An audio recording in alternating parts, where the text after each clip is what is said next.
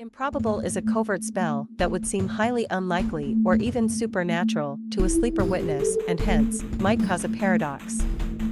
Most often, this is due to a series of magical coincidences stretched too far. An improvised spell is a spell cast using only the raw, supernal understanding or gnosis of a mage and arcanum lore.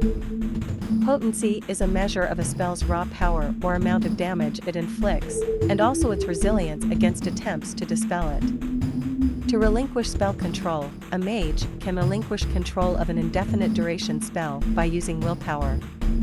The spell no longer counts toward the total active spells he can maintain, but he can no longer control it. It is as if it were a spell from another mage. Resistant damage is damage that cannot be healed through supernatural means, such as life magic. This damage heals at the normal rate.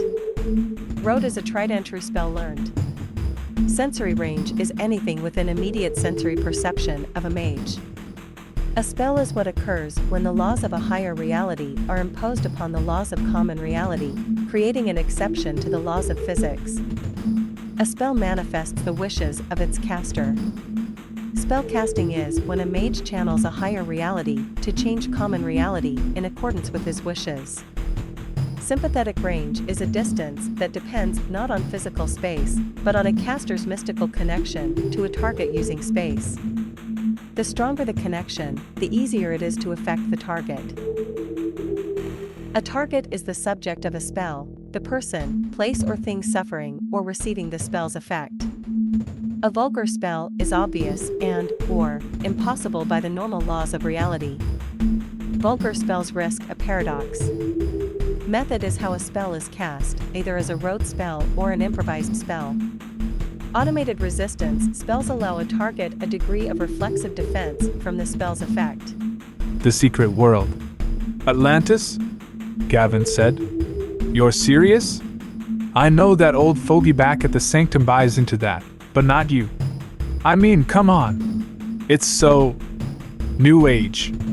Morvran smiled and led the way through the woods, following a faint trail invisible to Gavin. What's old is new again, yes? Atlantis has been spoken of for millennia, long before modern crystal worshippers claimed it. It was known to the kings of ancient Egypt, and through them to Plato.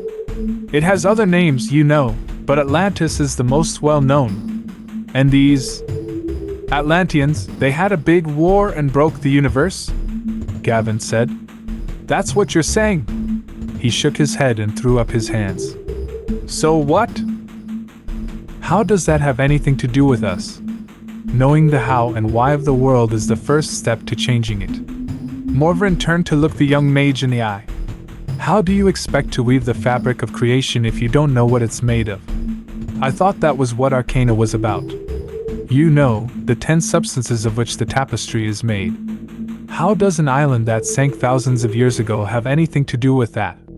Ah, Arctos, Morvran said, addressing Gavin by his shadow name. Where are the Arcana strongest? In the supernal world. Where are we? In the fallen world. How do we reach the supernal world? By sympathy with the watchtowers. What stands in our way? The abyss. All these things came to be due to the hubris of Atlantis.